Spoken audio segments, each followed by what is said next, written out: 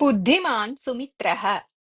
सुनन्दः सुशीलदेशस्य राजा। सुशीलराज्यं लघु। अतः प्रतिवेशिनः देशाः लघुकारणस्य निमित्तम् अपि युद्धम् उद्घोषयन्ति स्म। सुशीलदेशस्य सम्पत्तिं ते स्वायत्तीकुर्वन्ति स्म। कदाचित् सुशीलदेशम् एव स्वायत्तीकर्तुम् अपि प्रयत्नः प्रचलति स्म। पराक्रमी सुनन्दः त्रिवारं शत्रूणाम् आक्रमणं विफलीकृत्य देशस्य स्वातन्त्र्यं रक्षितवान्। किन्तु निरन्तरं प्रवृत्तस्य युद्धस्य कारणतः देशस्य आर्थिकस्थितिः नितरां दुर्बला जाता। देशे आहाराभावः, मूल्यवृद्धिः च उत्पन्नः। एतस्याः समस्यायाः परिहारः कथम् इति राज्ञा नाज्ञातम्। कदाचित् वृद्धः अनुभवी मन्त्री तम् अवदत्, महाराज, यदा भवतः पितुः शासनं प्रचलति स्म तदा कौण्डिन्यदेशस्य राजा आक्रमणं कृत्वा देशस्य प्रभूतां सम्पत्तिं वशीकृत्य गतवान्। किन्तु तां सम्पत्तिं सः स्वदेशं नेतुं न शक्तवान्। अतः सः उत्तरभागे स्थिते अरण्ये गुहासु तां सम्पत्तिं स्थापितवान्। सा च अद्यापि तत्रैव अस्ति। यदि सः निधिः अस्माभिः प्राप्येत तर्हि अस्माकं देशस्य अर्थस्थितिः उत्तमा स्यात् इति।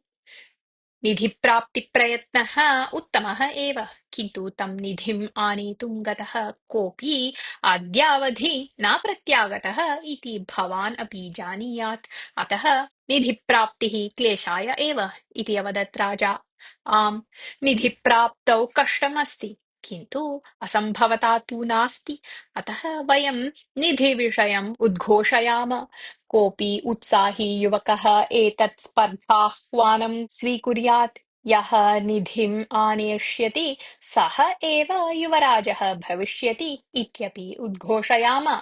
एतस्मात् निस्सन्तानेन भवता उत्तमः उत्तराधिकारी अपि प्राप्येत इति असूचयत् मन्त्री।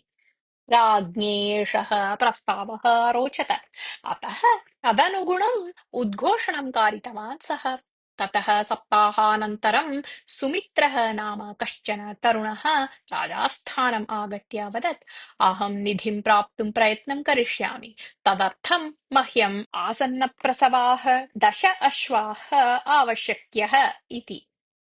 राजा तस्मै आसन्नप्रसवाः 10 अश्वाः दापितवान्। सुमित्रः कानिचन दिनानि ताभ्यः उत्तमाहारं दत्तवान्। यदा तासां प्रसवः आसन्नः तदा सः ताः अरण्यं नीतवान्। गुहसमीपे ताः प्रसूवत्यः।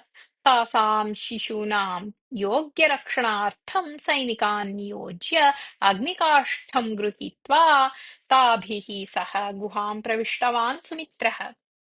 निधिम् अश्वानाम् उपरि आरोप्य अपायं विना प्रत्यागतवन्तं सुमित्रं मन्त्री पृष्टवान्। अद्यावधि गुहां प्रविष्टः कोऽपि न प्रत्यागतः। एवं स्थिते भवान् कथं निरापदं प्रत्यागतः इति। तदा सुमित्रः वदत्, अश्वाः घ्राणशक्तिद्वारा सुदूरस्थम् अपि स्वस्य अपत्यं जानन्ति इति मया ज्येष्ठानां मुखात् श्रुतम् आसीत्। अतः एव मया आसन्नप्रसवाः 10 अश्वाः प्रार्थिताः। मम उपायः फलितः। प्रत्यागमनसमये ताः मम उपकारिकाः जाताः। गुहायाः अन्तः तत्र तत्र मानवानाम् अस्थिपञ्जराणि मया दृष्टानि। निधिम् आनेतुं गतानां बहिर्गमनमार्गम् अज्ञातवताम् अस्थिपञ्जराणि तानि। प्रवेशैकोत्सुकाः ते प्रत्यागमनमार्गं न ज्ञातवन्तः। अतः एव ते तत्रैव प्राणैः वियुक्ताः जाताः। मया कष्टेन एव निधिपर्यन्तं गतं। सुवर्णाभरणादीनां राशिः एव तत्र आसीत्। अग्निकाष्ठस्य प्रकाशस्य साहाय्येन मया निधिः स्यूतेषु पूरितः, अश्वानाम् उपरि स्थापितः च।